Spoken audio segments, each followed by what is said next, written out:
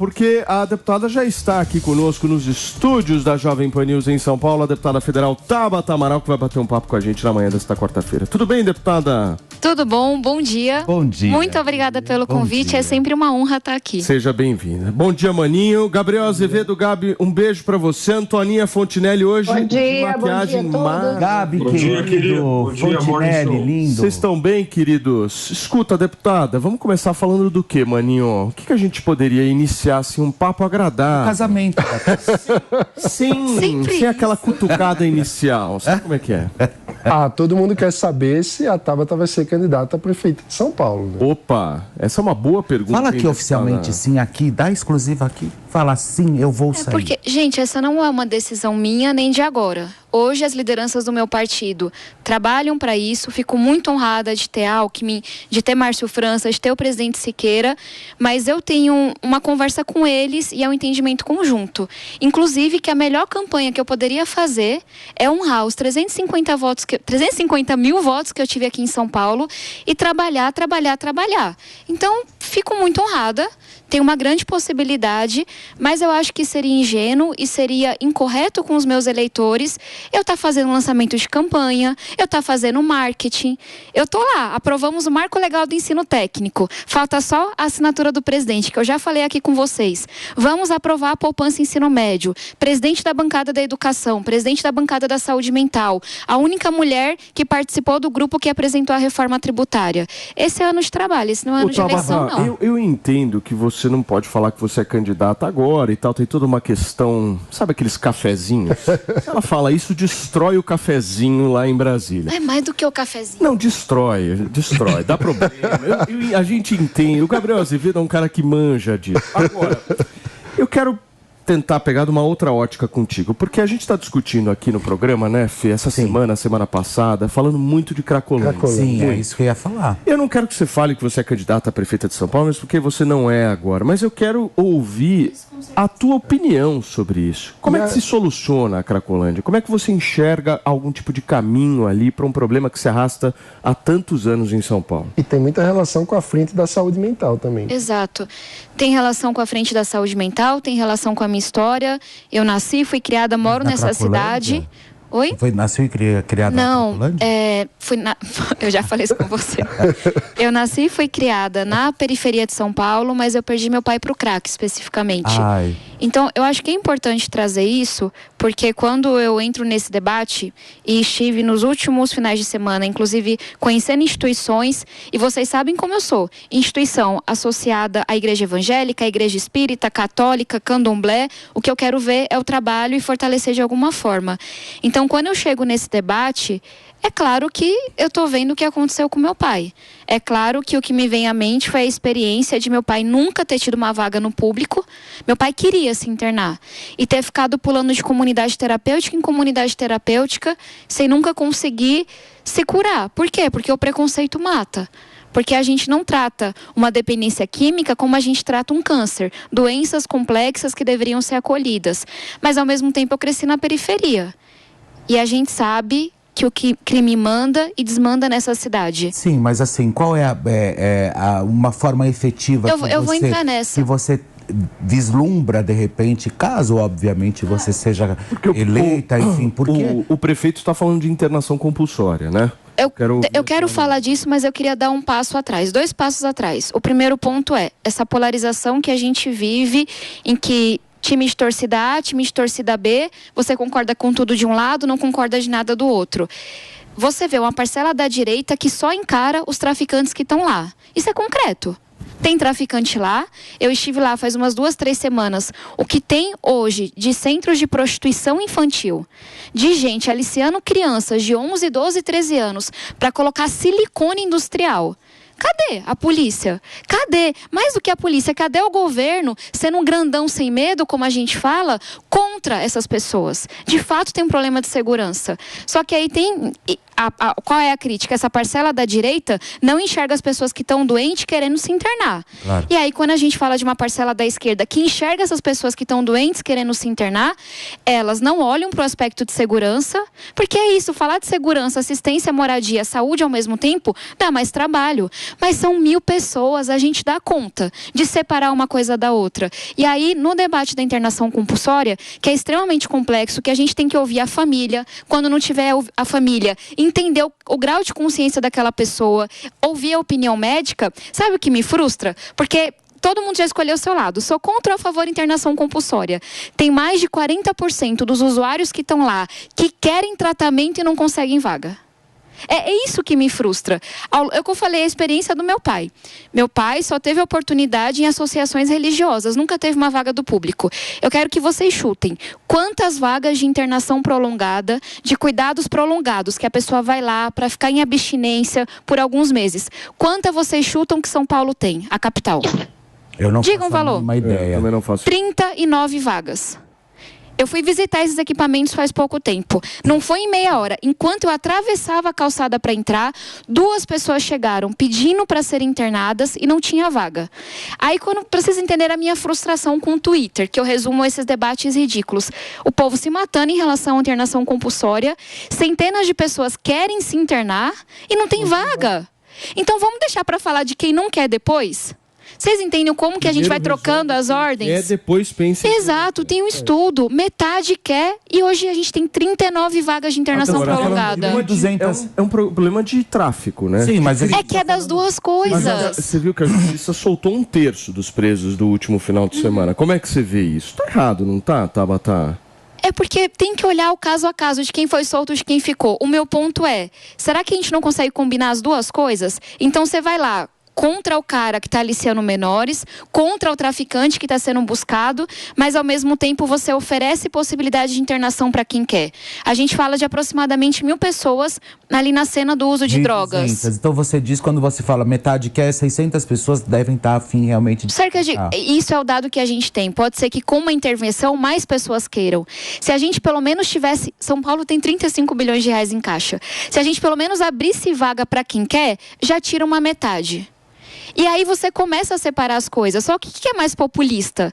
É a esquerda só enxergar, uma parcela da esquerda só enxergar quem está doente e uma parcela da direita só enxergar o traficante. Tem que parar com esse discurso de esquerda e direita, sabia? Eu acho que isso já está... Eu estou começando a achar que ele mais atrapalha do que ajuda. Nem os próprios presidentes, nem o próprio presidente e ex-presidente estão mais nesses discursos. E aí, outra coisa da esquerda e direita. Parar com isso. A Prefeitura de São Paulo recusou ajuda federal em segurança. Por quê? Porque o prefeito tem o apoio do Bolsonaro e a presidência é do Lula. É isso, assim, tem seu valor esquerda e direita, mas está num nível que está ficando muito cego. Agora, está ficando muito rixa. A Antônia, bem que a Antônia falou que tinham mais de 1.000 craqueiros. Ela veio para cá, para São Paulo. 1.200. Ela veio cerca de 1.000, a gente não tem um número exato, não, mas é mais de 1.000 hoje. Mais porque a Antônia Datafonta, ele tem uma habilidade de contar cracudos, que é uma coisa assim. A Antônia trouxe, ela contou 1.187. Bom dia, Antoninha. Bom dia, ô Tabata. Eu acho um absurdo vocês ficarem falando em torno de 1.000 e tantos. Quando se dá uma batida ali na Cracolândia, numa foto você conta 5.000 usuários de droga. Como é que vocês ficam batendo nessa tecla de 1.000, gente? 1.000 tem embaixo de cada viaduto que a gente passa ali só para ir para chegar no aeroporto. Por que vocês ficam batendo nessa tecla? Tem muito mais. Se tivesse só 1.000 usuários de crack na Cracolândia, eu mesmo ia resolver esse problema. Eu estou falando sério, gente. Eu estou falando sério. Agora, essa coisa da esquerda, direita, é o que o Felipe falou, não aguento mais esse assunto, mas me chama a atenção você também falando, tem que ver cada caso de por que foi solto. Não tem que ver cada caso nada, porque não tinha ali nenhum santo, não tinha nenhuma Madre Teresa de Calcutá ali, não. Tinha ali traficante, com históricos já de outros crimes cometidos. Tem que botar na cadeia. Não tem que ver isso caso a caso. Eu não entendi isso, Tabata. Antônio, eu fico muito triste com o seu discurso, por duas razões. Primeiro, porque essa é uma tática que a gente vê nos extremos. Você reduz uma coisa extremamente complexa ao que é pequeno, ao que é simplório. Eu acabei de falar, eu te ouvi, então eu espero que você me ouça. É uma coisa que a gente sempre consegue aqui no programa. Eu trouxe um dado gravíssimo, que a gente tem 39 leitos de internação prolongada, que tem cerca de 500 pessoas querendo. Qual é o ponto que você pega? Ah, mas não é 1.000. Minha amiga, assim, foda-se, desculpa a palavra. Se é 1.000, se é 2.000, se é 5.000, o debate será que a gente consegue, pelo menos nesse caso, superar disputas partidárias e falar de coisa que importa? E tem um outro ponto. Quando eu falo que não é todo mundo a mesma pessoa, aí você respeita a minha história e você respeita meu pai. Meu pai foi dependente químico por boa parte da vida dele e meu pai nunca se envolveu com tráfico. Então, não, eu não consigo olhar para Cracolândia e achar que todo mundo é bandido. E esse é o erro que a direita faz. Da mesma forma que a esquerda erra quando não enxerga os bandidos que estão lá. Sabe uma coisa que eu tô falando dos traficantes e sinto muito pelo seu pai, Tabata. Sinto muito pelo Você acabou de falar que é todo mundo a mesma coisa. Não é todo mundo a mesma coisa. Sinto muito. Foram presos. Não, você não entendeu. Eu tô falando desses que foram presos, de 18 que foram presos depois de um trabalho penoso da polícia, que teve gasto, que teve dedicação. Foram presos 18 meliantes e dali saíram 6 numa audiência de custódia. É enxugar gelo, é disso que eu estou falando. Em relação a só ter 39 vagas para uma cidade como São Paulo, é um absurdo. O governo tem que ver isso para ontem. Outro absurdo, Ricardo Nunes não aceitar dinheiro do governo federal. Mais absurdo ainda. Agora, relativizar, entendeu? Minimizar o grau de bandidagem desses traficantes que ficam levando drogas para as pessoas que estão no desespero e chegam ao ponto de ir para a Cracolândia, esses caras não têm que ser liberados, eles têm que ficar trancafiados. Porque é aquela coisa da audiência de custódia, né? Aí nós vamos discutir uma legislação penal brasileira que, obviamente, precisa ser, talvez, melhorada, né? É revoltante. É o Gabriel. Exatamente. Gabi, eu quero que você continue nesse clima ótimo. O Gabi é aquele aluno que espera para ser chamado. Olha que bonitinho. Por favor, Gabi.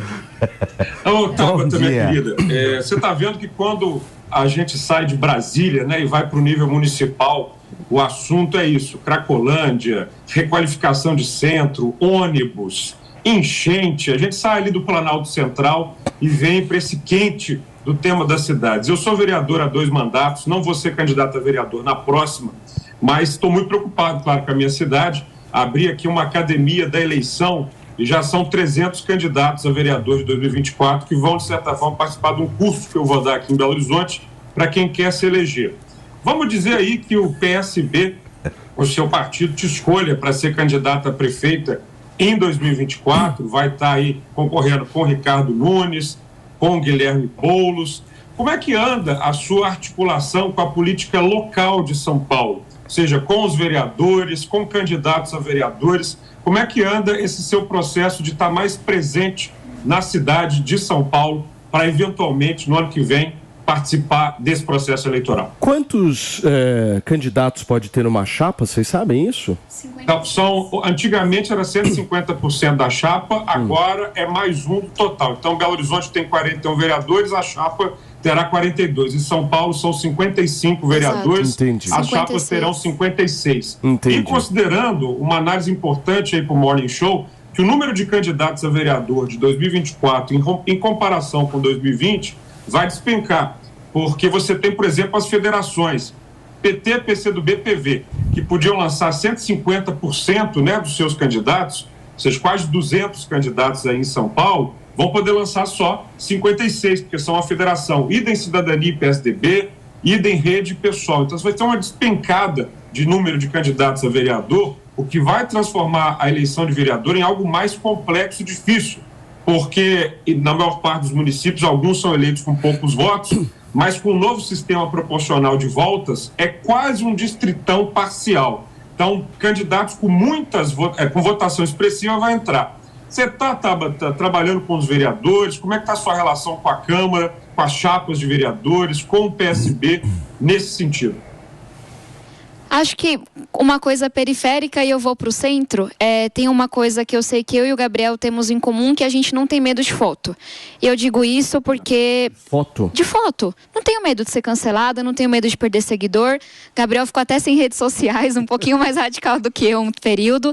E eu digo isso porque... eu já apanhei por tirar foto com todos os governadores que já passaram, foram 3, né? Desde que eu sou deputada federal.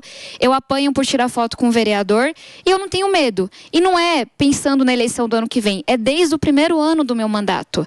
E eu trago exemplos muito concretos. Eu me reuni com o vereador Goulart recentemente porque eu estava extremamente preocupada com a tragédia que foi a votação do plano diretor. E eu sentei, levei meus pontos e fui junto com o nosso vereador do PSB, que é o Eliseu Gabriel. Eu estive recentemente com a equipe do Tarcísio, tenho uma reunião marcada com ele, por todo o problema que a gente tem de corte de água na periferia.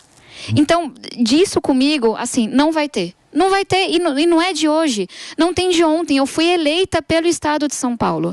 Eu vou sentar com o presidente da República, com o governador do Estado, com o prefeito, com quem tiver que ser.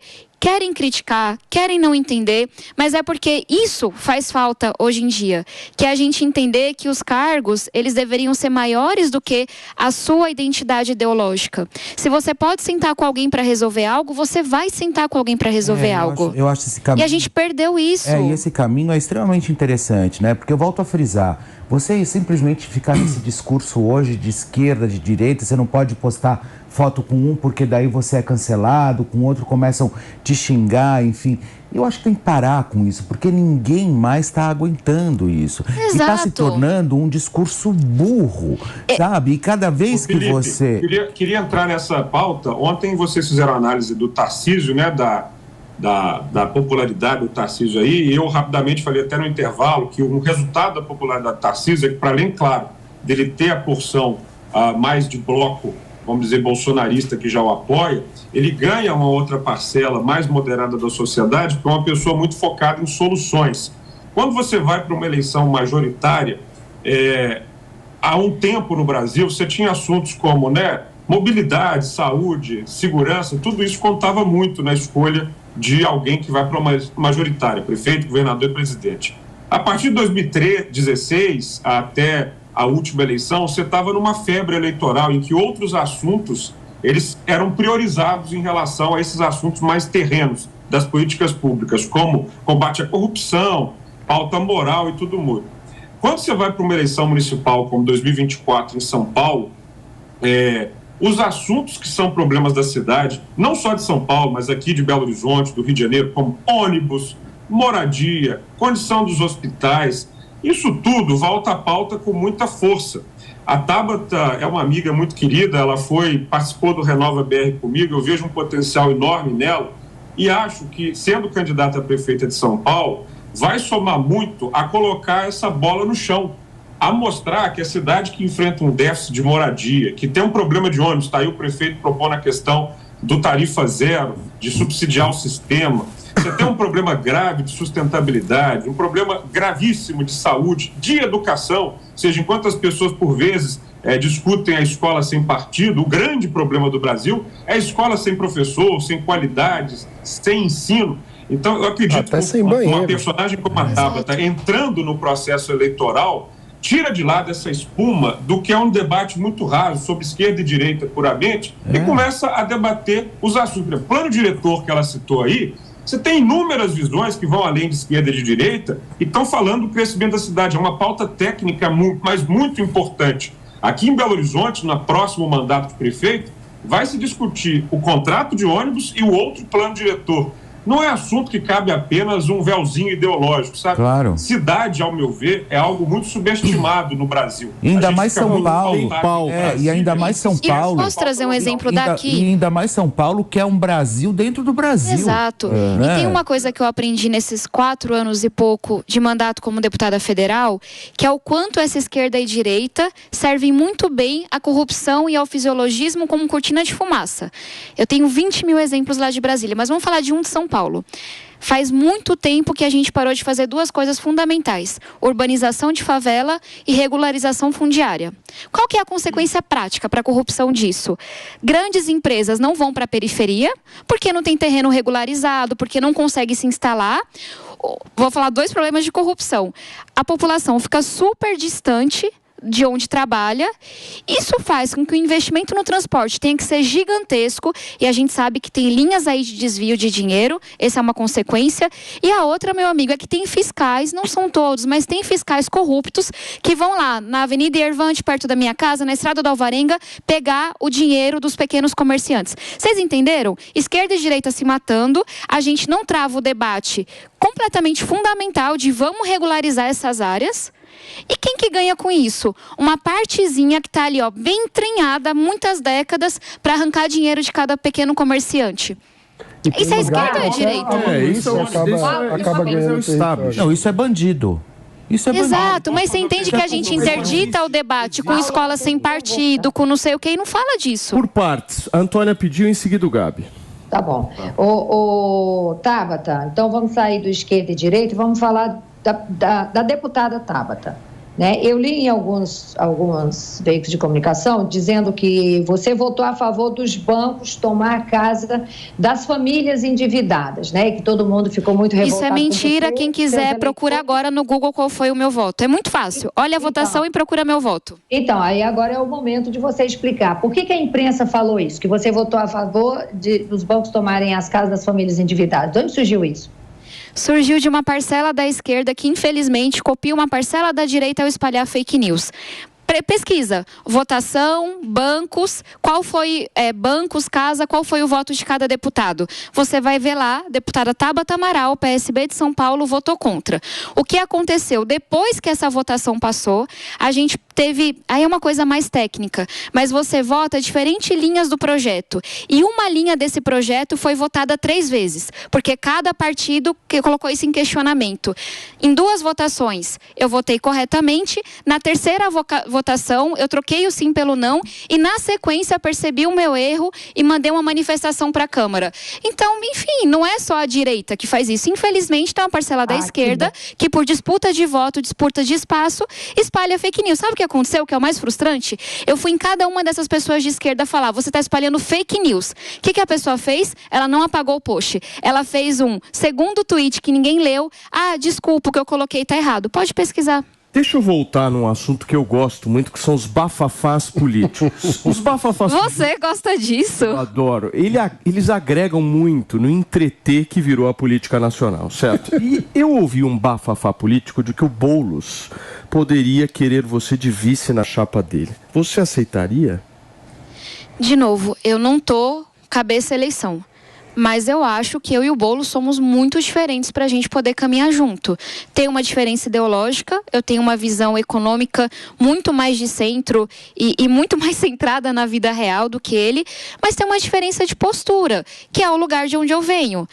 Vir da periferia, ter lutado como eu lutei para chegar aqui, me faz encarar muitos desses debates de uma forma muito mais real e muito mais concreta do que quem está no Twitter, do que quem está na academia. Com muito respeito a quem está no Twitter e na academia.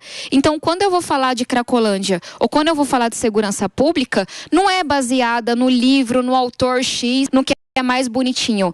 É na vida concreta de quem sabe o que é morar numa ocupação, de quem sabe o que é lidar com a dependência química dentro de casa, o que é lidar com um crime na esquina, o que é ter um amigo assassinado. Então eu não sou do palanque.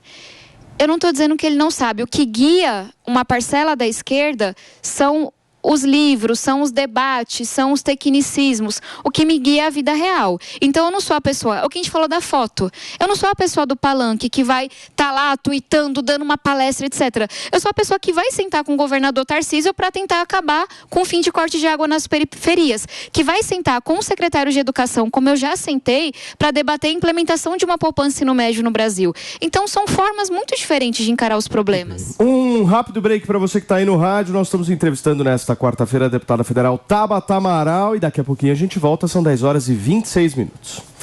E para você que está na televisão, a gente segue por aqui. Ô Gabi, o Maninho tá super educado hoje. Eu não sei o que demais, aconteceu. tá silencioso. Ele é educado. Ele falou menos do que você. Eu acharia uma injustiça te passar a palavra. Então vou passar para a palavra parlamentar.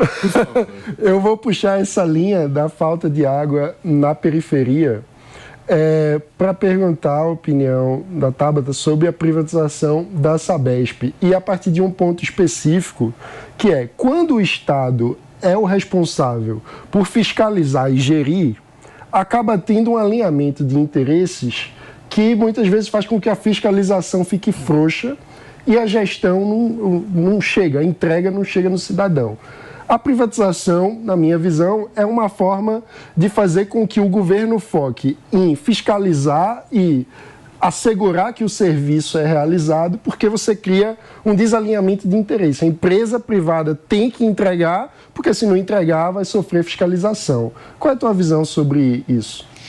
Aí nós discordamos e isso é raro. Você sabe, mano, que quando eu encaro uma privatização, eu não sou contra nem a favor por dogma, eu vou estudar. Eu tenho um embate de 3 anos com a Sabesp. Na terça-feira de carnaval, eu estava na favela do Vietnã, por conta das enchentes, tudo o que aconteceu, mas eu descobri que a Sabesp estava cobrando tarifa de esgoto de casas que sequer são conectadas com a rede.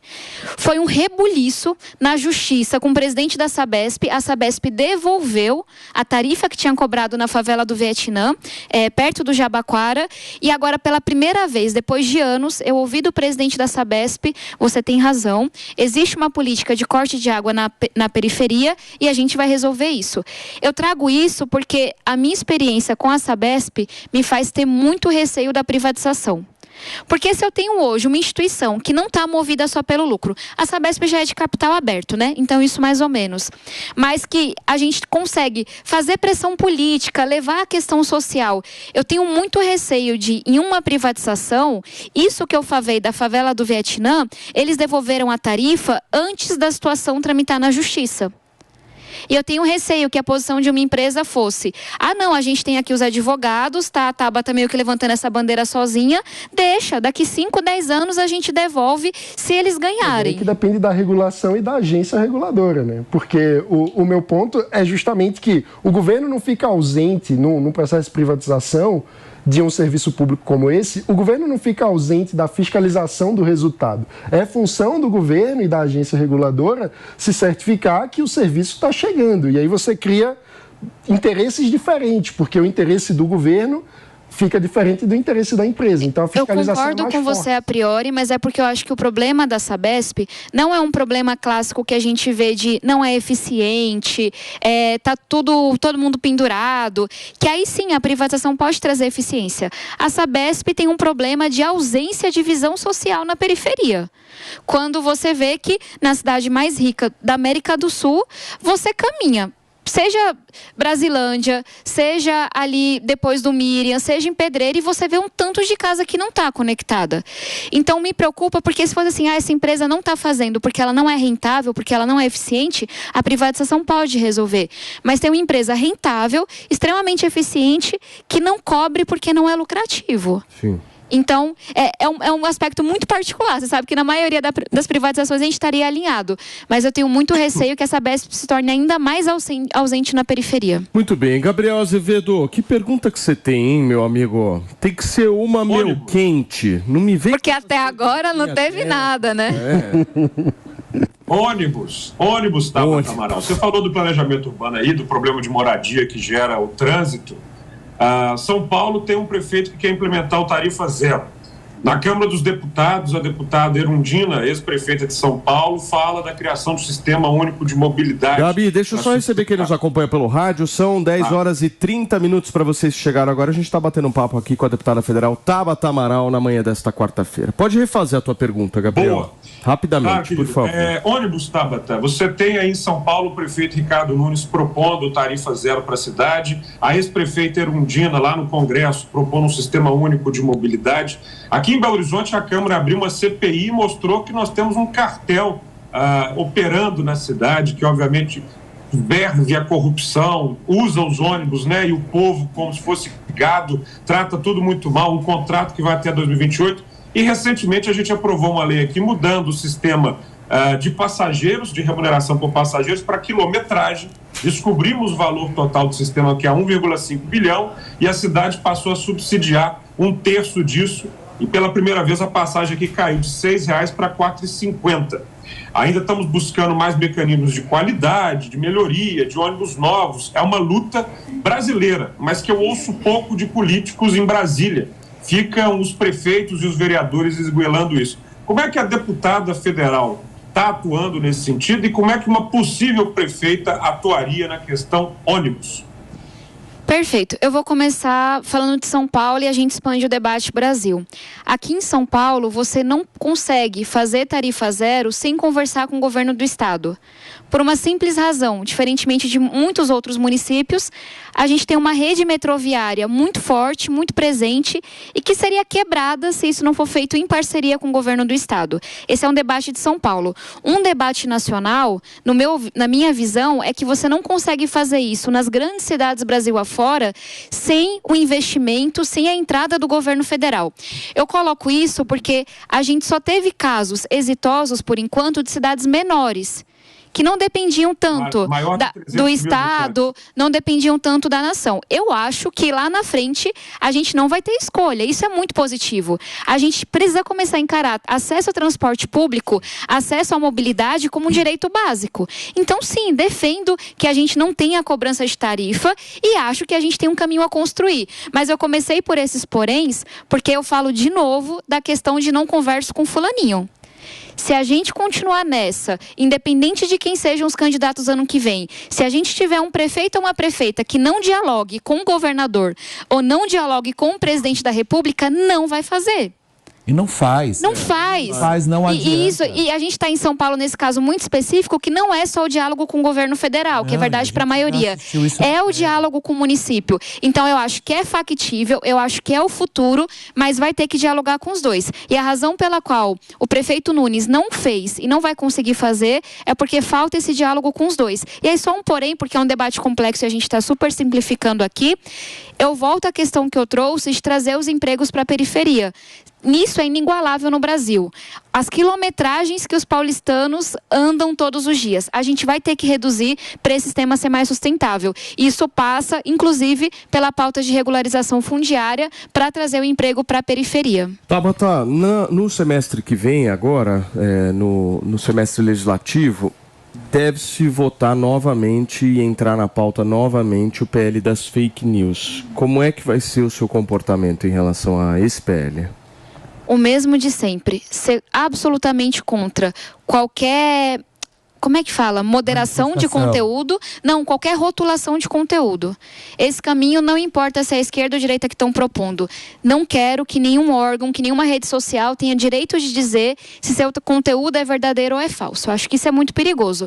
Mas 100% a favor de subir o tom com as redes sociais e pedir mais transparência. É isso. A gente precisa, eu já falei isso 3 vezes aqui, mas para quem está acompanhando pela primeira vez, eu quero saber quantos robôs tem no Twitter e por que raios o Twitter derruba alguns e outros não. Eu quero saber quem financia cada conteúdo do Facebook e por que é que a gente não fica sabendo quem está financiando. Eu quero saber por que é que o YouTube está direcionando para alguns vídeos e outros não. Então, é uma linha que as redes sociais detestam. Eu acho que elas prefeririam, inclusive, a linha de rotular, porque mexe no lucro. Mas a gente precisa fazer esse debate. Que a Europa já fez. Transparência dos algoritmos. Quais são os mecanismos? Porque não precisa ser uma demanda. Sabe por quê? Acaba usando o judiciário. O judiciário, principalmente para ficar monitorando isso. Isso tem que ser uma responsabilidade das próprias. Enquanto a gente não fizer essa discussão, vai tudo para o judiciário. Porque não existe lei nenhuma no Brasil hoje. Você me pediu, Antoninha? Pedi. Tabata, eu vou emendar logo 2 perguntas numa só, porque aí depois passa para os meninos. Você é uma ativista aí da educação, eu vejo você trabalhando muito em cima disso, mas também vejo você falando de ensino médio e faculdade, mas eu não lembro de ter visto você falando da educação infantil, que é primordial, que é onde tudo começa. A gente precisa preparar essas crianças para chegar aí nos programas que você está buscando para os jovens do ensino médio. A primeira pergunta é essa: qual o programa que você tem, ou o que você tem feito pelo ensino infantil? E a segunda, o que você acha do Lula ter destruído esse programa das escolas cívico-militar que o Bolsonaro tinha feito? Educação infantil, mais do que programa, falar de coisa que já aprovamos. Nós aprovamos no meu primeiro mandato, eu sou uma das autoras, inclusive, da regulamentação, o novo Fundeb. É uma nova forma de financiar a educação básica, com grandes avanços. Pela primeira vez vai ter recurso para prefeito que melhorar o resultado, melhorar a sua gestão, diminuir a desigualdade, foi uma proposta minha. E pela primeira vez a gente colocou a priorização do investimento na educação infantil. Então isso já é lei, obviamente que toda lei ela leva um período para ser implementado, o recurso vai aumentando ano a ano, mas foi uma super vitória. Para falar de uma coisa que a gente está batalhando enquanto bancada da educação, é um projeto de lei que a gente tem hoje, que a gente está priorizando, que ele cria um sistema para a gente saber quais são as filas em cada município. E para a gente poder avançar e acabar com aquela história do vereador furar a fila e colocar o filho da pessoa que votou nele. Então, para a gente poder ter essa transparência, ter essa lista a nível nacional e poder de fato enfrentar esse problema que é um dos maiores da educação, que é a falta de vagas. Sobre o segundo ponto, escolas cívico-militares. Quase esqueci. Sou 100% a favor do que o governo Lula fez, pela simples razão de que as escolas cívico-militares são extremamente caras. Uma escola cívico-militar recebe hoje muito mais financiamento do que uma escola regular. E aí qual é a pergunta que eu, que quero saber dos dados, sempre me faço? Tá, beleza, você colocou mais dinheiro, mas ela é melhor? A nota é melhor? O nível de segurança é maior? E não tem nenhum estudo mostrando uma diferença entre as escolas cívico-militares e as escolas regulares. Aí é ideologia financiando uma coisa que não tem resultado. Agora, tem sim uma política pública que é, entre aspas, mais caro, que dá resultado. Escola em tempo integral quando bem feita. Cultura, esporte, educação, você reforçar o ensino técnico. Tem estudos que mostram que escolas em tempo integral, quando bem implementadas, reduzem pela metade a taxa de homicídio entre os jovens e diminuem a evasão escolar. Então é essa pergunta que não interessa ao Twitter, mas tem que ser feita. Esse dinheiro a mais está servindo de algo? No caso das escolas cívico-militares não estava. Gente, nós batemos um papo aqui com a deputada federal Tabata Amaral. Deputada, muito obrigado, viu, pela sua participação. Falou bastante. Um papo é eufemismo. Mas é sempre um prazer. Obrigado, muito obrigada pela sua participação. E obrigada a todos. Uma honra. Valeu, e até mais. Olha